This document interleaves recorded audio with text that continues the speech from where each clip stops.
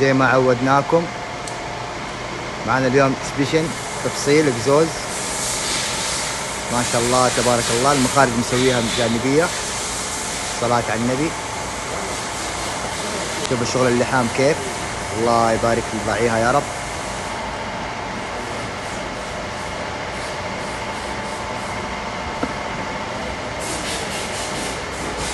طبعا مركب الدبات بالطريقة الطولية ما شاء الله.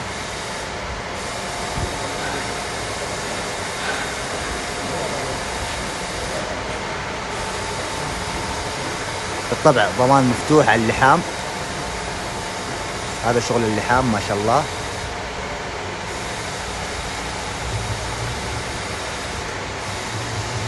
هذا الواي